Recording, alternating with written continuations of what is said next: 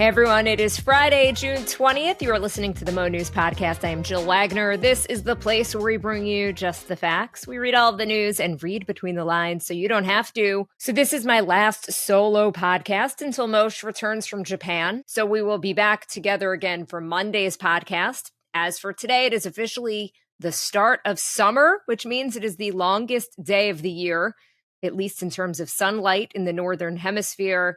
And perhaps in terms of news, we shall see. All right, let's get to the headlines here. 2 weeks notice. President Trump said he'll make a final decision on whether to join the war against Iran's nuclear facilities within the next 2 weeks. And it comes amid heightened military action between Israel and Iran. Just in time for summer, a potent heat dome will send temperatures into the triple digits, potentially breaking some records. Stop me if you've heard this before. President Trump extending the deadline to ban TikTok by another 90 days. To the economy, perhaps a recession indicator. More Americans have side hustles. What it could mean.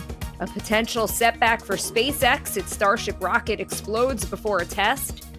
To health news, older adults in the U.S. are increasingly dying from unintentional falls.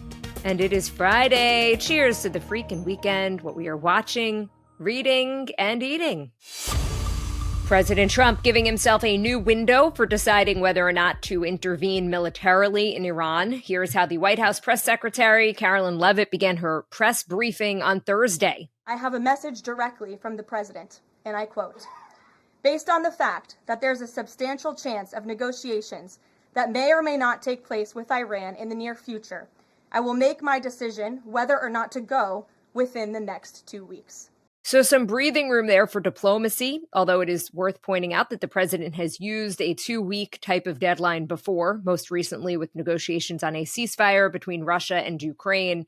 But to the conflict in the Middle East, we are learning that U.S. Mideast envoy Steve Witkoff has been in contact with the Iranians, who have reportedly told him that Iran is ready to come back to nuclear talks, but not if Israel continues with its bombing, and it does not appear that Israel is looking to let up its fight against Iran anytime soon. More on that in a bit. Today, officials from Iran and 3 major European countries, the UK, Germany, and France, as well as the EU foreign policy chief, are expected to meet in Geneva. U.S. Secretary of State Marco Rubio meeting with the UK foreign secretary ahead of that meeting. Reuters reporting on the planned talks today between Iran and the European leaders, saying that they're going to focus on persuading the Iranian side to guarantee that its nuclear program would be used solely for civilian purposes.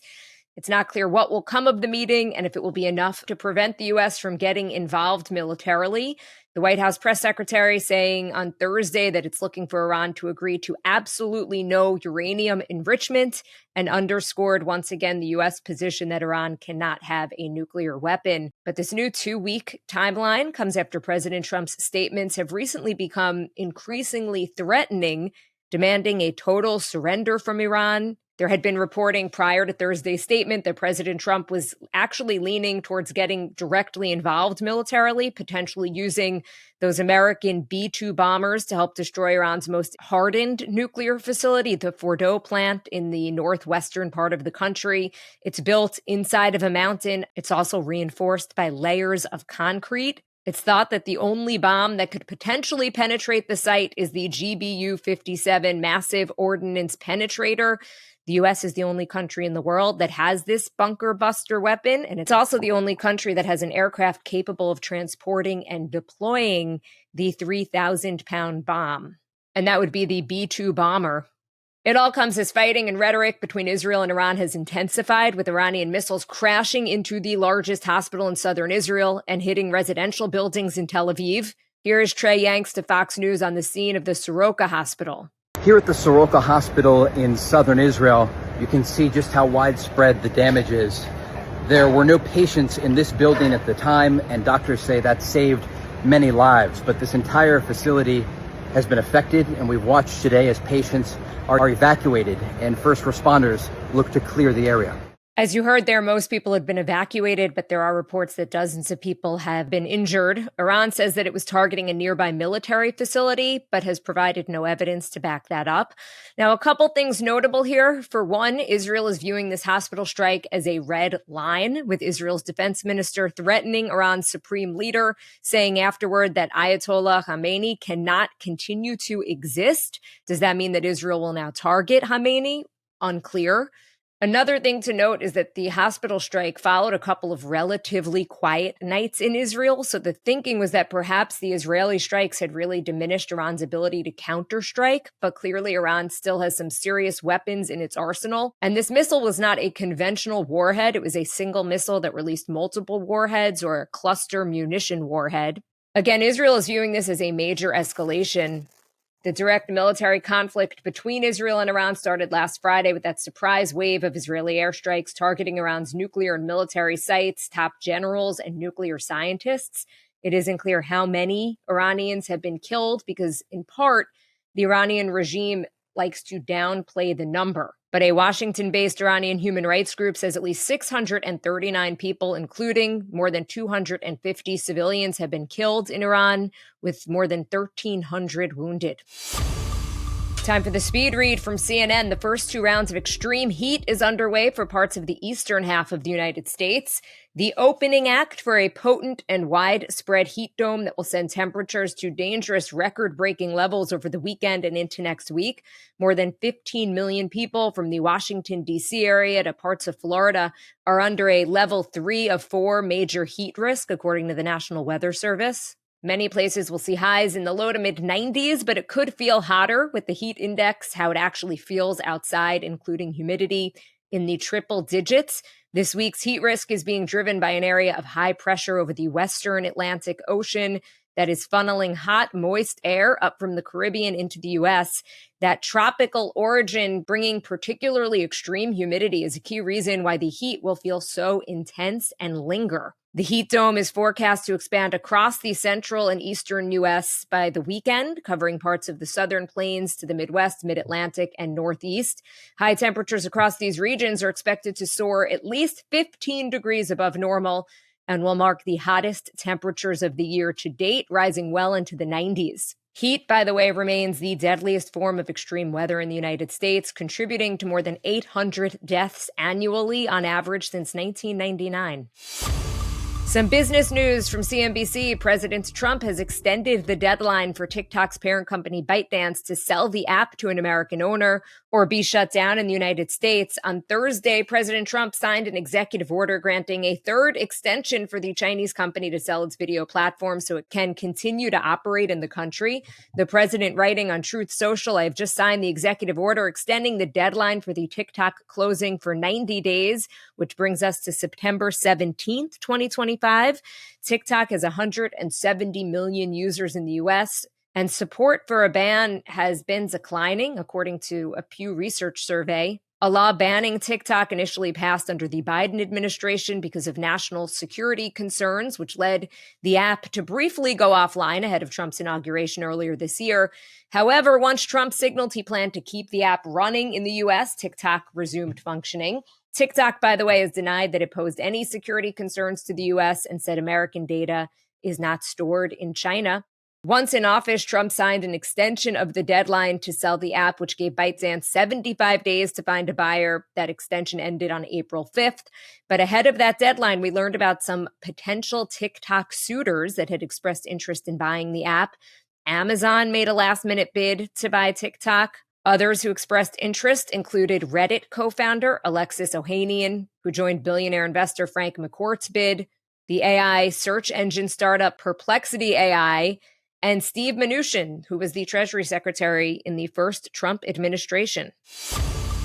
From the Wall Street Journal, Americans are side hustling like we're in a recession. The share of working Americans holding down multiple jobs rose to between 5.3% and 5.5% during the first 5 months of the year. That is a range we haven't seen since the recession of the aughts. That's according to the Bureau of Labor Statistics. Whether an increase in second jobs portends a recession is only half the point. People are side hustling like we are already in one. which is a testament to our collective unease and further evidence that careers will look very different than they used to. Holding one job at a time is on the way to becoming antiquated or a luxury for emerging generations. According to economists, roughly 4 in 10 millennials and Gen Zers have side jobs. That's according to some new research by Deloitte. Those juggling more than one job say that they are bracing for a potential downturn by padding their finances while they can. And they're also ensuring that they'll still have a source of income in the event of a layoff or diminishing earnings. To some health news from the Associated Press, older adults are increasingly dying from unintentional falls. That is according to a report published Wednesday from the CDC. According to the report, the death rates from falls rose more than 70% for adults aged 65 to 74 between 2003 and 2023. The rate increased more than 75% for people 75 to 84 and more than doubled for seniors 85 and older over the same 20-year period. Among adults 85 and over, white people accounted for 87% of fall deaths. Black, non-Hispanic adults had the lowest fall rate compared to other racial groups within the same age bracket. Men are also more likely to die by unintentional falls than women. Although men and women saw increasingly similar rates as they got older, falls can cause head injuries or broken bones that can lead to permanent disability and trigger a domino effect of other health problems. CDC researchers say they can't explain yet why the fall rate has risen, nor why white people in older age brackets tend to die by falls at a higher rate than other racial groups.